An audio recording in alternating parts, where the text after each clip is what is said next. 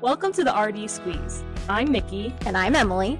And we're two dietitian besties here to squeeze out the misinformation around health and nutrition. Hello, everybody. Welcome to episode 19 of the RD Squeeze. Today we're talking about staying sharp and staying credentialed, the RDN's guide to continuing education. So thanks for joining us. I'm Micki. And I'm Emily. And so today we're going to be talking about just like an overall guide about continuing education. So for many of you who don't know a dietitian or are learning about us, we are required to go through continuing education. So once we're a dietitian, we can't just be like, okay, that's it. So we actually will go through basically, what that looks like for us. And then for RDNs, so maybe you're newer or maybe you want to refresh or just some tips, or maybe even students, if you are like overwhelmed at the thought of, continuing education, we're here to help you. So it definitely can seem overwhelming. It can. I mean, I know when I first had to do it, it was like super scary. You were like, you would hear these like horror stories about people like being audited and like all this stuff. But I think overall, if you make the process easy for yourself and like kind of prepare and just keep everything organized, it's relatively simple. So yes, definitely. And it's much simpler today. And we'll go into that. It has changed. So it's a lot easier today to make sure that you have everything that you need for it. Yeah. I mean, I think Emily, you and I probably are you in your second cycle? Mm-hmm. Yeah. So am I in my third? I might be in my third cycle now. Oh, you're in your third. Okay, because my second is due in May, so I'll be finishing up my second. Okay, yeah. So mine was due last May. Yeah. Yeah. So yeah, I'll be in my third this coming May, I guess. So so I don't know. I don't know if that changed a lot since we started, but anyway. So first, Emily, do you want to talk about the requirements of us? Yeah. So each state is a little bit different as well. So we'll kind of bring in licensure too to this. But as far as CDR and your registered dietitian credential or dietitian nutritionist credential, we have to have 75 continuing education credits every 5 years. So it seems like a lot. Split that up in 5 years and it's 15 a year. So that's really not that bad. For example, Micki and I typically attend our annual meeting for our state, and most of the time, every year changes a little bit, plus or minus a few, but most of the time it's kind of like near 10. So if you attend that, you're going to get most of your credits there, especially if you go to all the sessions, of course. But throughout the year then, and especially in today's world, so many are virtual or webinars that you can get continuing education credits from. So it's not really too difficult. Again, if you're doing 15 a year, kind of splitting it up that way, that's a little more than one a month. So you can think of it that way to make it a little bit easier on yourself. Or again, attend a couple seminars and you've got them right there. I think in the past, a lot of the seminars used to be seminars. They were in person. You had to go to them to get your continuing ed credits. Now, as I mentioned, a lot of them are online. So you get emails as dietitians. They send you them galore. And we'll talk about the different areas that typically provide different continuing education credits as well that you can kind of be or use as your go-to, I should say. So that's always an option. I know a lot of facilities might provide some as well, or at least be like attached to something too. So we'll get into those a little bit more. But going back to the amounts, so that's 75 every 5 years, 15 a year then. And most of them are going to be like an hour or one CEU long or to give you. So really, again, that's 15 different opportunities, webinars, seminars, maybe they are only 1 hour seminars that you could go to get those credits. CDR does not necessarily care if you get them all, I will say, within like 1 year. They don't really care. That's where the licensure kind of pulls in. And licensure, so for Pennsylvania, where we are, it's every 2 years that we have to have 30 continuing education credits. So that's roughly, again, 15 every year. So it breaks down the same. And for licensure, you can cross over, at least in our state, you can cross over and use the same CEU credits for licensure as you do for CDR. So you don't have to get an additional 30 every 2 years for licensure. You can keep whatever you've already gotten for your towards your 75 for CDR. That can be included as your 30 for licensure as well. So that's a little bit on the amount and where that comes from. Do we want to get into how it gets processed in a way, or where do you log it? Yeah, so the only thing that I just wanted to mention too is there is a requirement for that at least one of your credits, so at least one of them has to be in ethics or diversity. Now, I don't know if the diversity component will change again. That was recently added, so I don't know if it'll change again based off of more recent legislation, but definitely always one in ethics. But yeah, so how it's logged is through CDR. There's something called a professional development portfolio. And oh my gosh, this has changed. I think when we were, it was like Goal Wizard or whatever. Yes, it's And changed now, about 4 times since I've done it. yeah, and now it's a lot more streamlined, I think, than it used to be, and a lot less confusing.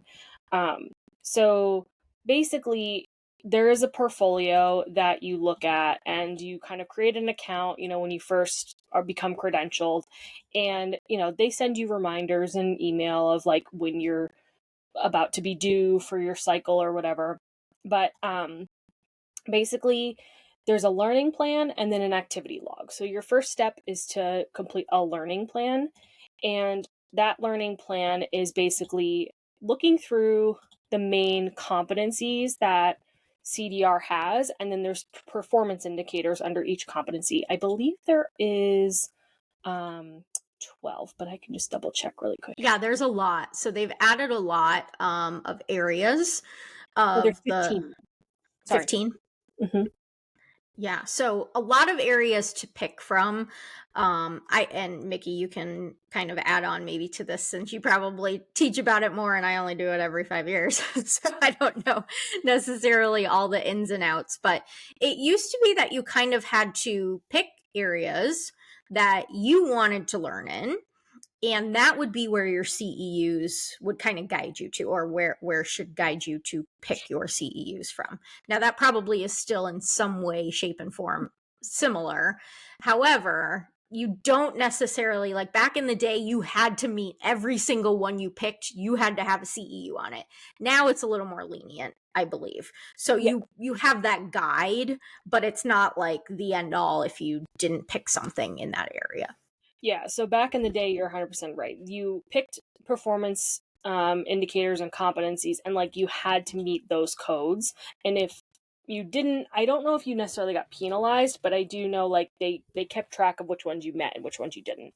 Now you just get to pick ones on which you think that you want to learn in, but if you don't, so like let's say and we'll talk about what counts and what doesn't, but like let's say I attended a webinar that had nothing to do with what I put in my plan, that's okay. I can still count that as not like a wash or whatever. You can also pick things that that you might not have necessarily thought of going into, or you can do something completely different.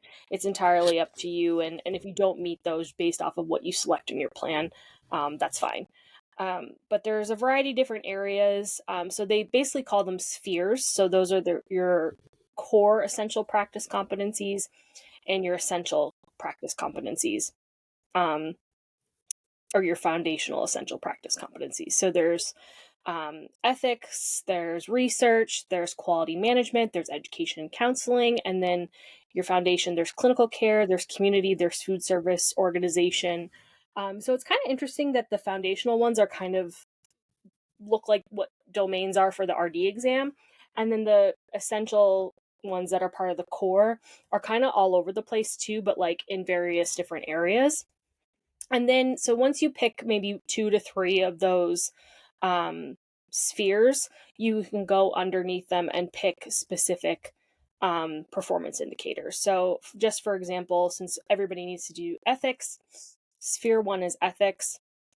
And the first one is identifies with and adheres to the code of ethics by the profession. We've talked about this.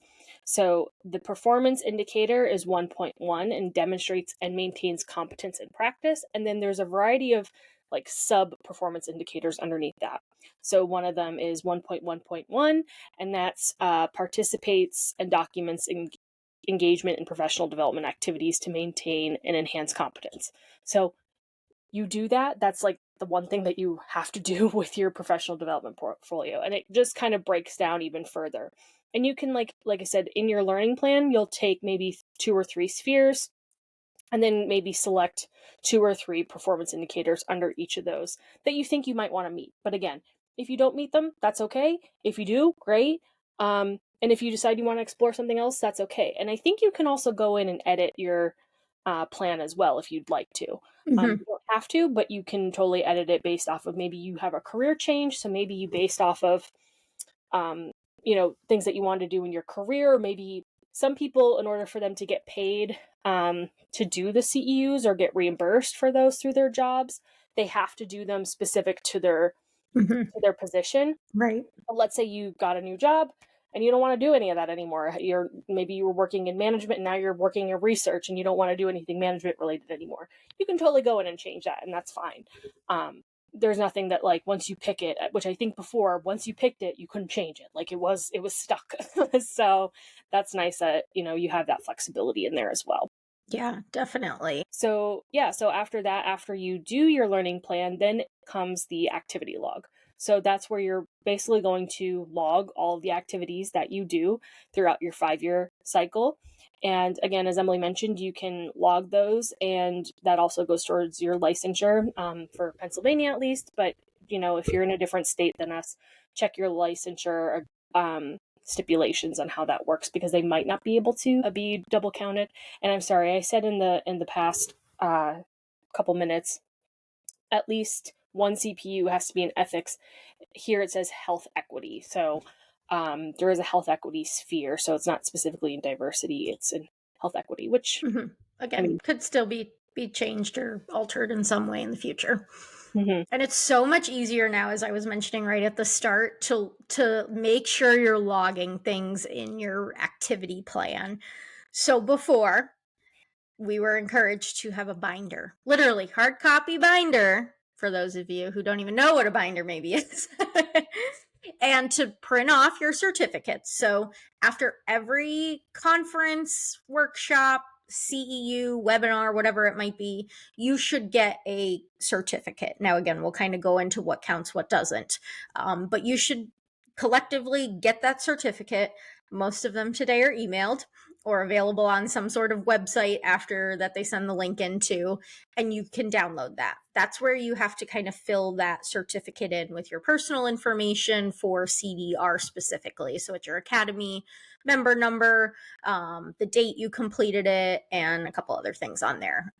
So with that, that's your documentation that you completed that one CEU, for example. If it was 10 CEUs, it needs to say 10 on there, and it have the activity provider. So like the Pennsylvania Academy of Nutrition and Dietetics would be the activity provider, and then like what the topic was, what the title of it was, amongst a couple other things on the sheet. So that is saved. You need to save that. Printed it. We used to have to print them off and keep them in a binder was what was recommended. Now, it's still recommended to print them off. However, again, most of them are going to be electronic. So have some kind of file folder for your 5 years of CDR. I would label them with the year that you completed them with, maybe even the title, if you will, and make sure that you keep them. You must keep these for your 5 cycles. I'm not sure if you have to keep them for another cycle. I'm not familiar with that. I tend to. I kept my oldest one. I'm on my 3rd one so far. And then I let that one go finally. So I kept the last one. But you want to have those documented, and your current new PDP, the Professional Development Plan, allows you in your activity log to upload them right onto the CDR website. So what I do is immediately when I complete that certificate, fill in my info, I print it, I download it, I save it, and then I immediately go into CDR. I type in the information that it asks for, and I upload that document because guess what? That's your lifesaver for the future, for if you get audited. And I was just audited for my second plan. I think it triggered because, as an example, there are some opportunities out there where you can get quite a few CEUs from. I received a certificate of training kind of program, not through the academy, through another area that was approved by CDR, and it gave me 46 CEUs. As soon as I uploaded that 46 CEUs, it alerted me that I was going to be audited. So sometimes it does because of maybe some larger CEU numbers that you might put in for one option. It might automatically trigger an audit. Okay. So that's not the only reason that it would trigger an audit. I've had many of my friends audited for really no good reason. So it's going to happen at some point. As long as you have the documentation, you upload your CEU certificates, you're going to be fine. So today's world, it's so much easier. And this only changed, I think it was probably the last 2 years that they added that little upload button, because before that, my coworker got audited and she literally had to send everything in. And I was like, oh my goodness. Yeah, I mean, I think you give a lot of good points there and tips and things like that. And I think that's like one of the best things to do is just like as soon as you complete it, just make it part, even when they say, "Oh, complete your survey to fill your ticket or to get your certificate out of it," start filling it out then, because then after you fill out an evaluation, you'll get the certificate and you can just upload it and have everything done. Like get in the habit of that, because I've heard of so many horror stories of people being like, oh my gosh, now I can't find this certificate, or I can't remember when I did this, but I know I did it. And like, just like immediately after, just do it and get it over with, because then that also helps keep track of, because it does tally everything for you now as well. So if you're like over the 15 for the year, that's okay. You can do like 30 in a year and that's fine. Like it'll carry over for the 5 years. So, you can be like, oh, well, now I can take a break. Like I don't need to worry about this right now, rather than like worrying about it and like procrastinating it until like year 5. And then you're like, oh my gosh, I have all of this to do and I have none of it done. So I think you give a lot of good points there, and I love that upload button because that's exactly what like almost makes me want to do it immediately after, because I'm like, okay, then it's all done. I don't have to worry about it. But prior to them having that, I used to have like an electronic folder. I never printed mine. I was like, I'll just keep it in a file folder in my computer. But then also I would keep all the emails in a file, like a file email, that would be like PDP 2020 to 2025, and I would put all of the emails, like the registration email. If it was an agenda, so maybe like which again we'll talk about what counts, what doesn't. If it was like a leadership role, I would keep the agenda in there, and I would also keep it, in my file folder. But at least I had like 2 areas. Now I think this was also prior to like Google Drive and stuff too. So like you can come up with a system that works best for you, but it is more streamlined now to do it all in the CDR platform, which is nice. It's more convenient. Oh, yeah. But it can't hurt to have everything as a backup just in case something happens. Maybe you accidentally delete something or whatever. But I think that kind of covers, the process itself. So do we want to get into what activities you can do? Yeah. Lots of activities. Oh, Lots. yes.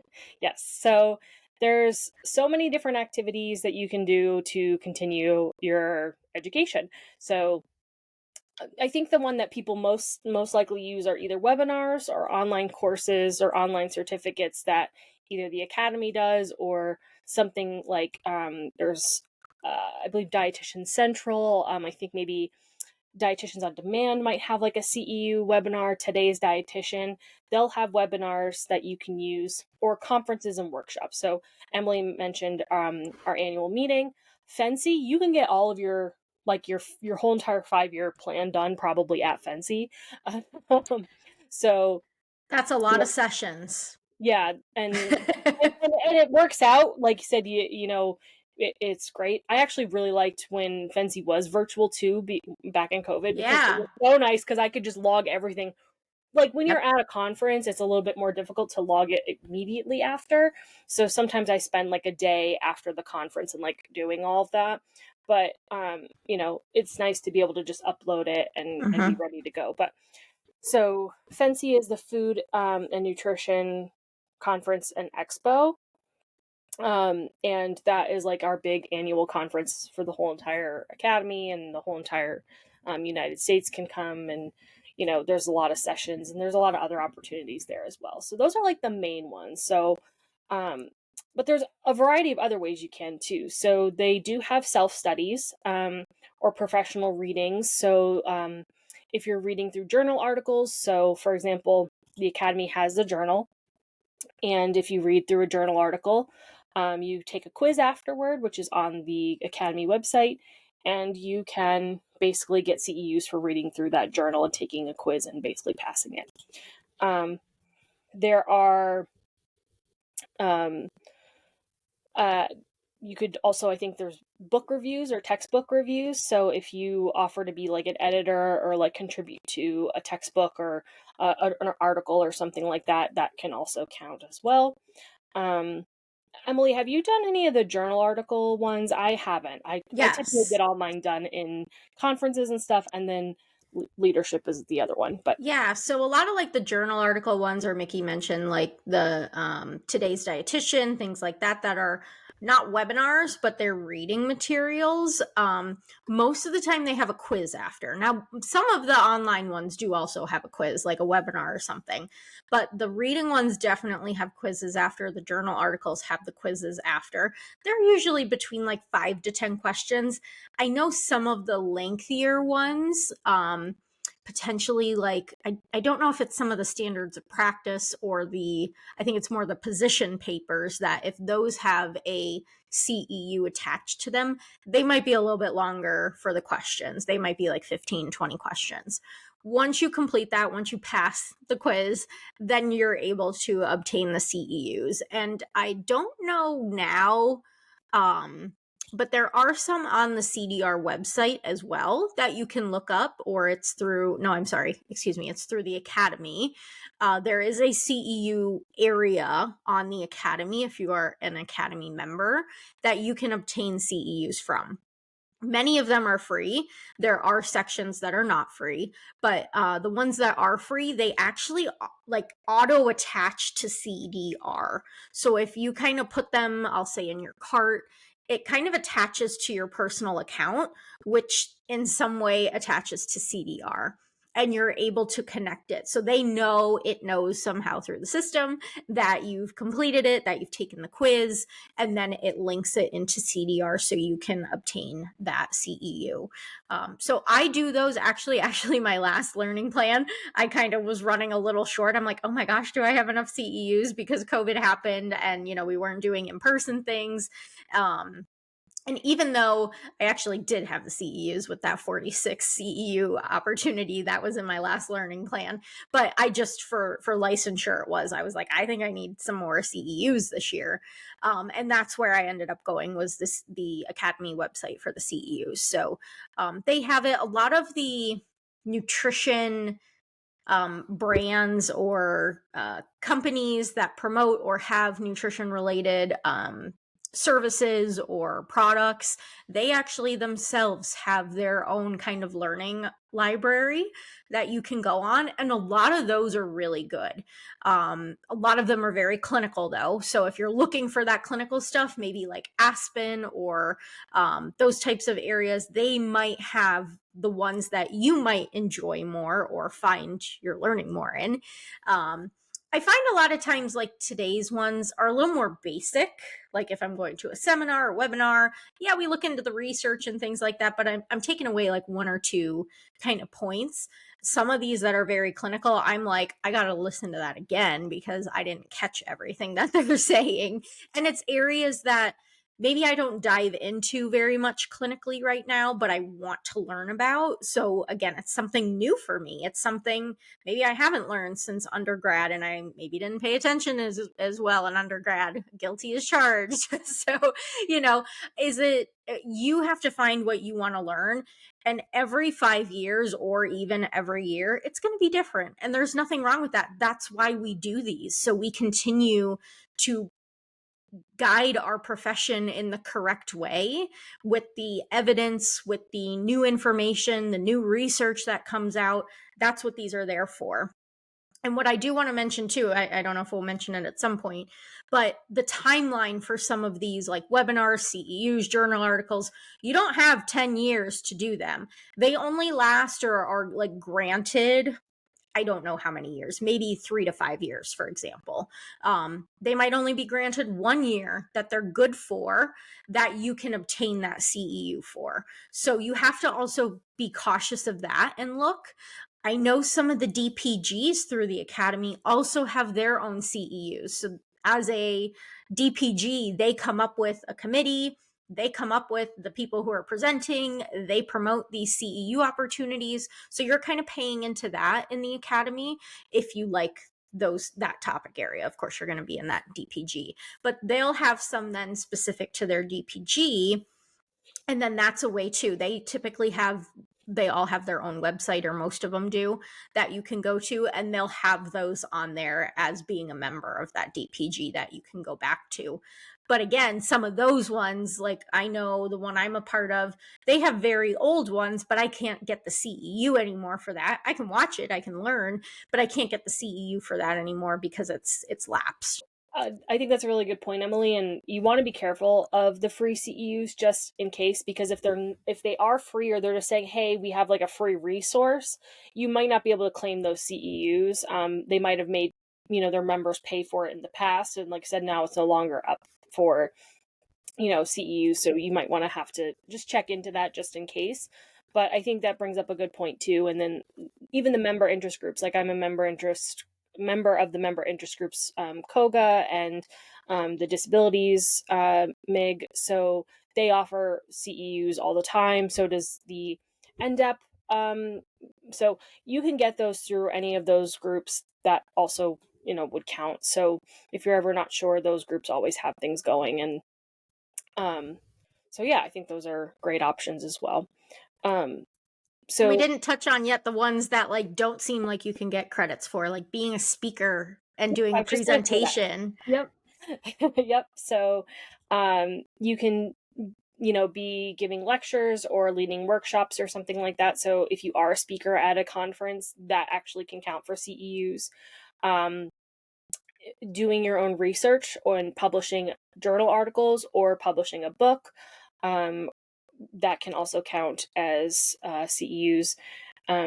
Poster sessions. If you do a poster, so if you're an undergrad or grad student doing your research at Fancy or your state meeting, you can get CEUs for that.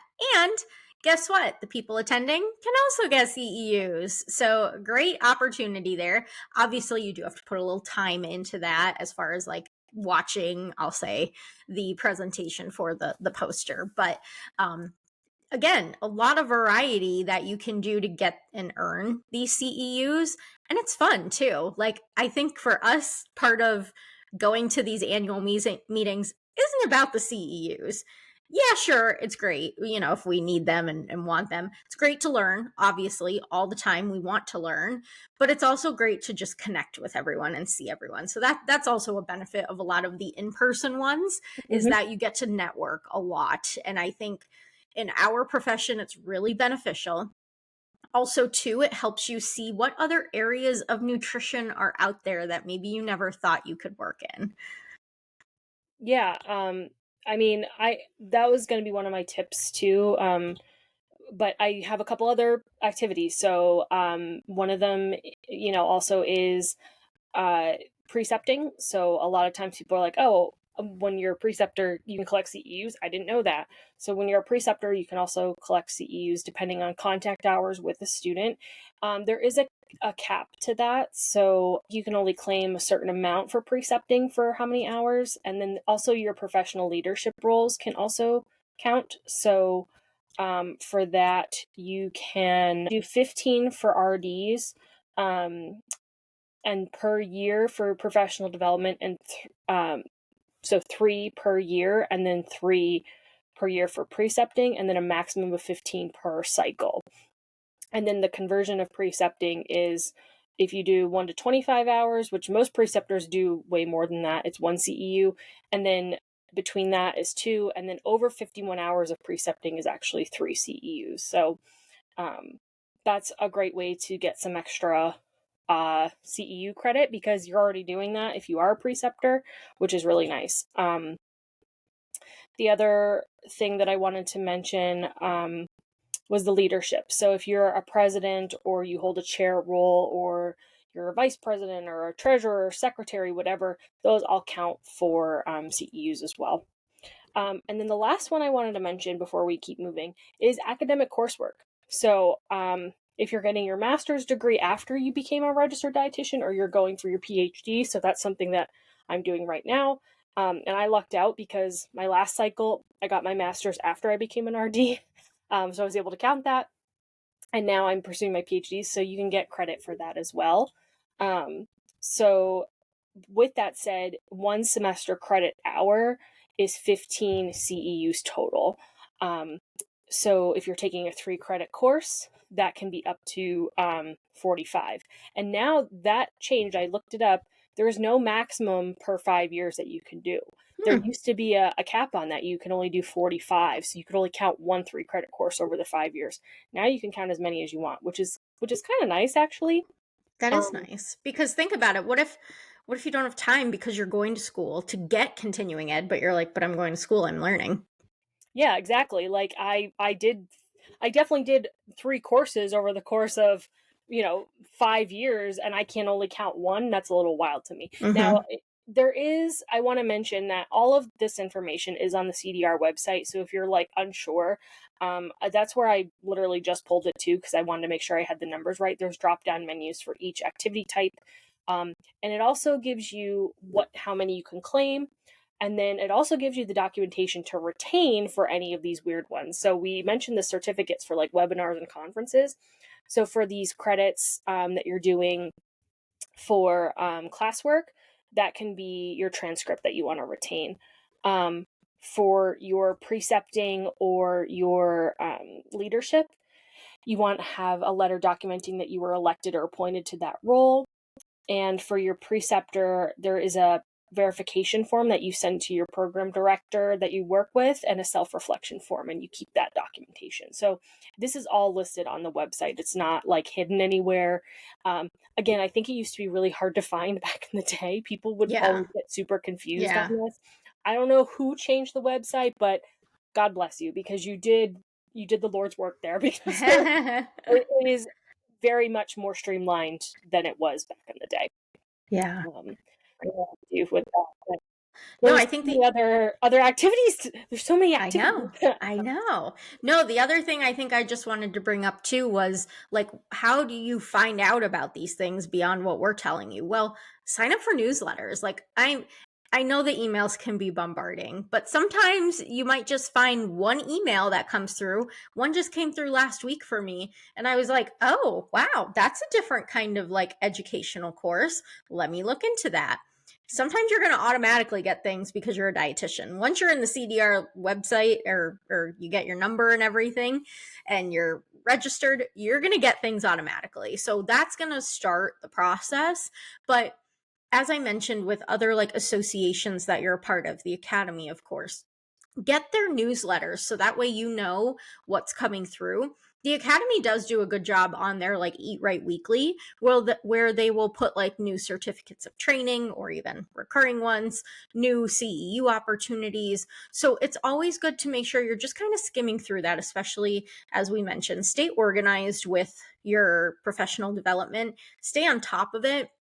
We get behind it, trust me. You get behind, and then like Micki said, you kind of take a day to just like organize, or maybe it's a couple hours to organize things so that way you don't feel as bombarded once it gets closer to your 5-year plan time and you have to submit that.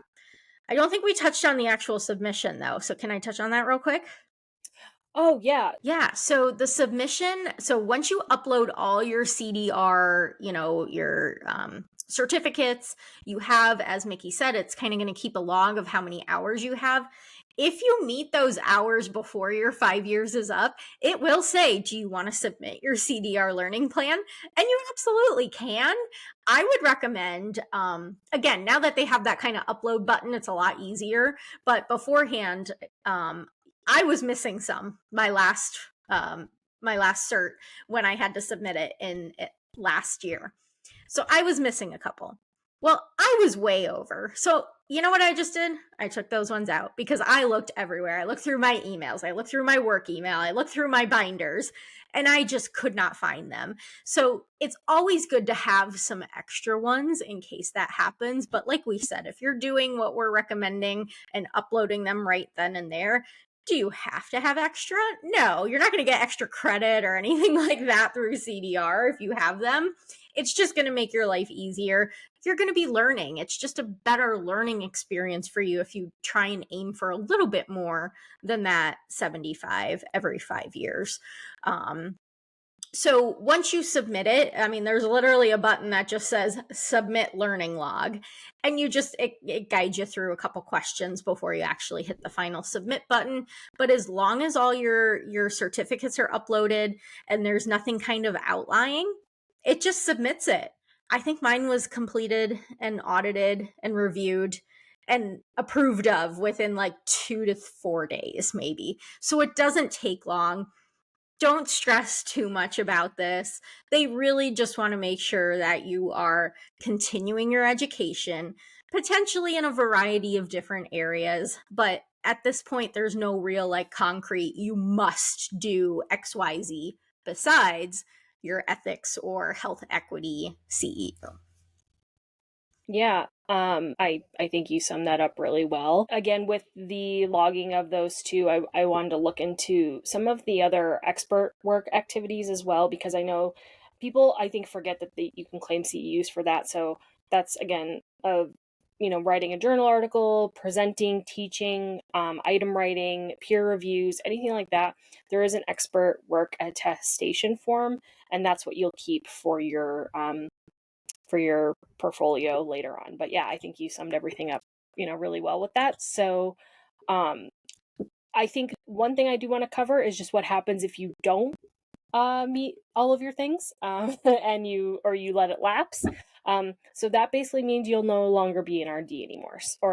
And again, we're saying RD, but also this is for DTRs too. DTRs have a little bit different of standards to hold to for their CEUs. I think it's a little bit less. I think it's 50 per year, but if you don't complete this in your cycle, you basically are no longer a dietitian or a DTR. So if you want to become another DTR or another RD after you let it lapse, you have to take the exam again. I don't think anybody wants to do that again. So No. that's why it is so important to maintain everything that you're doing and keeping track of all of it, and really honing in on the importance of why you want to keep up with this, and why it's important to know. And I think it can be really intimidating or like really scary to do, but overall it's super important to keep up with. And so Emily, you kind of alluded to this a little bit, but we're kind of going into our next little portion, which is like maximizing the value of your continuing ed. So I think a lot of times people will just kind of look for free CEUs, or, look for things that they're already doing or whatever, or things that they're already familiar with. And I almost want to challenge people to not do that if you can. So I mentioned earlier in the episode that sometimes if you want to get reimbursed for paying for like a conference or, for CEUs, you have to do stuff that's aligned with your current role or in your position, but if you're going as an independent person, you can do whatever you want. So you might be kind of stuck in doing one particular thing, or like, so for example, for me, for academia, like I tend to go more towards like the academic focused sessions, or, you know, look at more academic focused journal articles or whatever. But I don't work in clinical anymore, and I actually would like to keep up with my clinical knowledge so I can pass that down to students, which I don't always tend to do. I tend to kind of stick with some of the stuff. So this is also a challenge for myself, but like keep up with the stuff that you're not working in as well. Because if you're not keeping up with that and not keeping yourself current on those things, yeah, it might not be your most favorite topic or something that's super interesting to you, but overall, it'll help keep you more a well-rounded practitioner in case you do decide to change jobs, or maybe you will find a different passion. Maybe you'll find something super interesting and, you know, you didn't consider that before, and you know, you want to explore it a little bit more after that. Can I give an example of that? Yeah, absolutely. So for me, like tube feedings, I really like, I love math. It's not about the calculations. I just didn't enjoy doing tube feedings, you know, people who can't really, you know, whether it's they're, you know, in the ICU and there's not really much you can do. I mean, there is a lot nutritionally we can do, but you know, there's not much education you can do. I'm more of an educator. Like I love nutrition education to share, prevention, things like that. So for me, tube feedings is kind of like, well, it's not really prevention. I'm just trying to keep you alive or healthy or nourished, whatever it might be, prevent you from being malnourished. When I began my job where I'm at now, I was in home care, and we got a lot of patients who had ALS, Parkinson's disease, MS, and those things I never thought I'd see, really. Never really interested in me, or did I really know nutritionally what their needs were. But that's when I kind of found, I'm not going to say a love for tube feedings, but like I I was like, wow, this is kind of cool. It's kind of like an experiment, especially being at home, not inpatient. That's a little different. But being at home, like you kind of got to figure out things and experiment with different ways to do things, especially for these types of patients. So it got me to really enjoy it a little bit more. And again, before I thought I would never work with tube feedings and deal with them. Now, I've said this before in another episode, don't give me a TPN or a PPN, so that's total parenteral nutrition or parenteral nutrition. Don't give me that. But give me the feeding tubes. I think it's interesting to find those challenges and work with them, because not a lot of those things are like textbook. You're not going to learn them through a textbook. It's real life. You have to be realistic with what they're given, and if they have to use Coca-Cola to flush their tube with because it's clogged, well, sometimes you got to use Coca-Cola or ginger ale. so that's my example of like, I wanted to learn more about tube feeding, so I'm going to do more CEUs, because when I ended up dealing with it, it actually made me more interested in it. Yeah, I think that's a great example. And I think too, it's important to know that like not all health professionals that like to get into nutrition have to do this. So that's another reason why this makes dietitians and DTRs the nutrition experts, because we do have to continue our education and we do have to keep current on new education, and not everybody does. Sometimes they do certificate programs or whatever, and then they kind of don't have to keep up with that. So that's just another good way to kind of differentiate between the experts and the not so experts. But regardless, again, this can, you know, you get to meet people. We talked about, you know, you get to meet people at these conferences or in these meetings or in these activities. It builds your network as well. So take, you know, consideration on that. Like maybe you're doing research on cancer research and you need more, you know, cancer dietitians in your network. That's a great way to kind of incorporate that. And another added benefit to these things.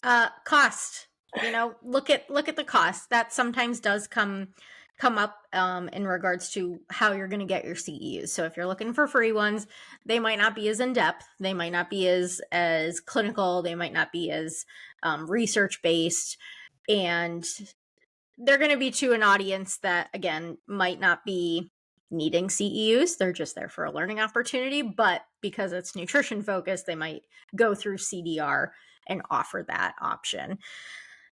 Low cost ones, again, if you have memberships or are part of associations, they may have member options instead of the full non-member price. So look at those options as well for yourself. And then we didn't mention this type of activity, and Emily, I think you could speak to it a little bit more. Those larger like credentialing programs. So there's, certified diabetes educator specialist. I'm missing something there. CDCES, yeah. Yes, CDC, yeah. we I won't say what it is. The I diabetes one. I'm close there.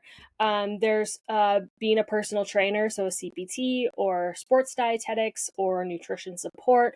There's these specialty certifications that can also meet a lot of the continuing education, but that comes with a lot of self-study. I think there's a lot of like modules and things like that to go through. So Emily, I think you kind of went through that process. So do you want to talk? And I know, yeah, so I couldn't claim it because I didn't get the credential, but that's another thing. If you don't pass it, unfortunately, you can't get the credential. Now, certificate of training programs are different. You get a certificate at the end, no matter what, really. I mean, the tests are not significantly, hard to pass if you've done and listened to the information you're given.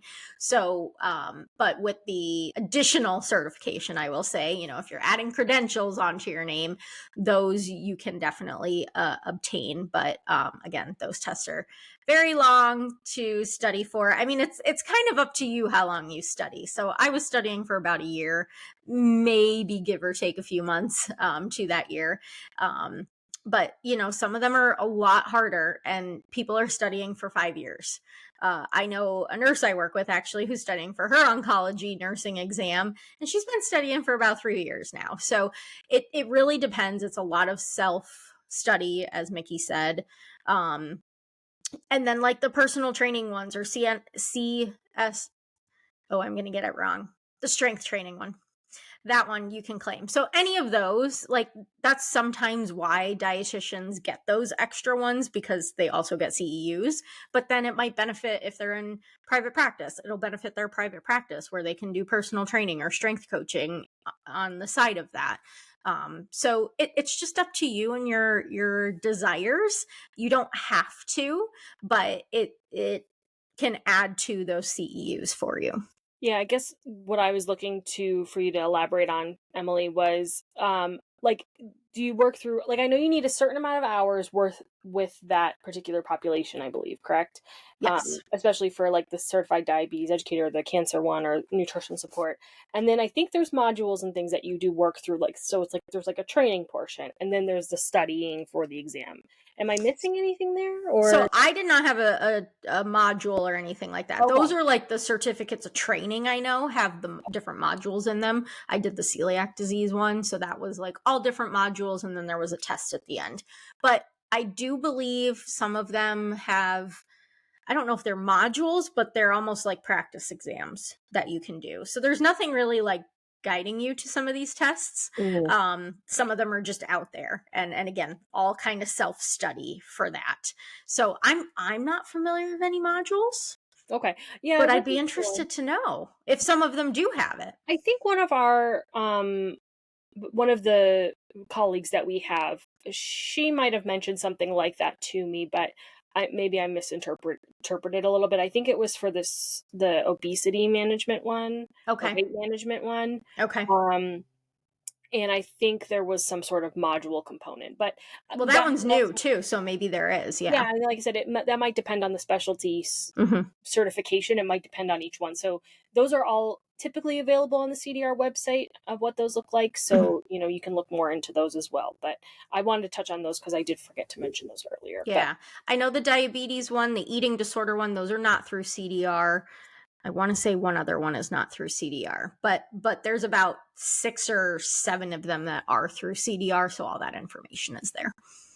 Again, just kind of keeping track of everything, I think, is just like the biggest thing that I hear people struggle with a lot. And then also just not knowing what counts for CEUs or not. So a lot of times when you see advertisements or newsletter updates or whatever, and they're advertising these types of sessions, just look out for at the bottom, it'll say, most of the time we'll say pending approval of one CEU or one CPU, because they need to start advertising, but they submitted it to CDR, and that's a whole process that you need to go to apply for CPU approval for an activity. You need, objectives. You need to show how you're going to meet certain competencies and performance indicators on the plans, and you need information for CDR to look at. You need usually a resume or a bio. So there's a lot of information that you collect before applying for CEUs as someone who's going to offer an activity. Now there's also another process, I think, for being an activity provider, and I'm not super familiar with that, so maybe we can it's new. cover that on a future episode, or maybe have somebody on that can talk more about that.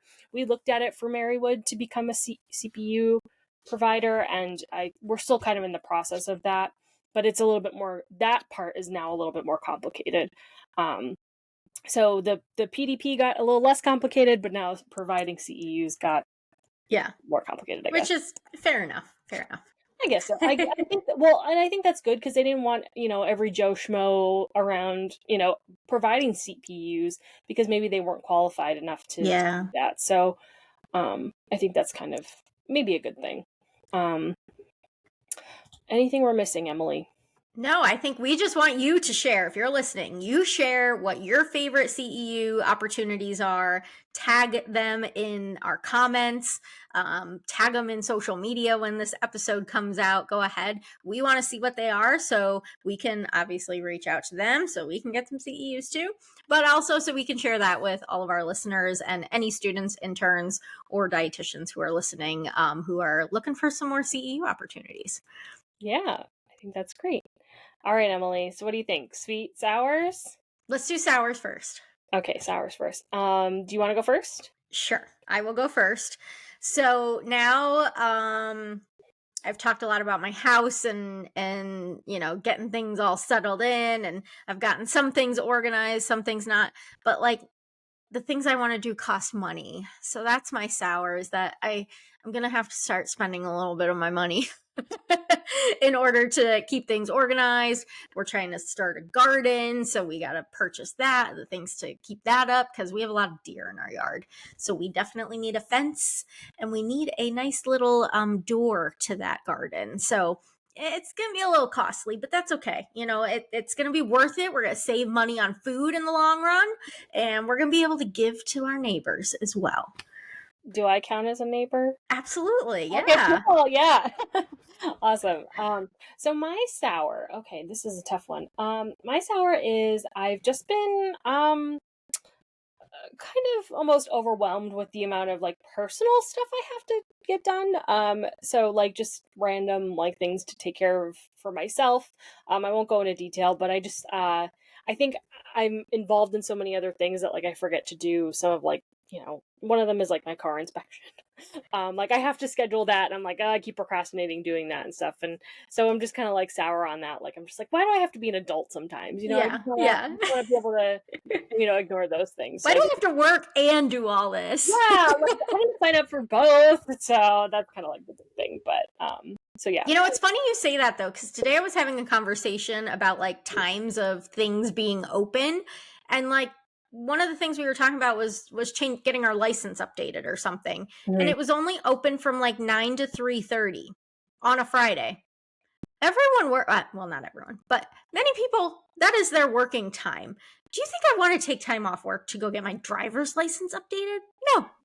Right. I'm why is everything only open between those times? Or you said, why does it have to be this time to this time? Or for me, I'm just I'm constantly doing other things, and I'm oh crap, I have to schedule these things and make time for that. And luckily, I do have flexibility in my schedule for work. That's is a perk, but still it's just taking the time to think about them and do them. Mm-hmm. I have to renew my passport. Not I'm not going anywhere, but I would just like to renew it, and because I had it and I let it expire, and I know it's a pain in the butt to re-get it done, but I just was oh crap, I never did this, and now I should probably do that. So it's just those kind of things, they creep up on you before you know it, which I think ties really well into this episode, believe it or not, because we're talking about keeping up on things because to save yourself a headache for later. So I don't know, I'll take my own advice, I guess. And so we see how that doesn't work in your life, right? Yeah, no, it's not working. It's not good. So Yeah. Well, you do your sweet first. Okay. So my sweet right now is I'm finishing spring break, on spring break this week, so that's nice because I do get some time to kind of take care of myself and get caught up on some things that I do want to do and just kind of do some self-care. I am still kind of like working a little bit, just because I have some things that I need to get accomplished that I just haven't gotten to, but overall it's nice to be able to like just take some time for myself as well. So that's kind of what my sweet is today. Nice. Yeah. All right, so my sweet's kind of out there. I'm a sports girl. I was always a sporty, athletic kind of girl. So I'm a sports fan. Now I'm from Michigan originally, so I am Detroit fan all around.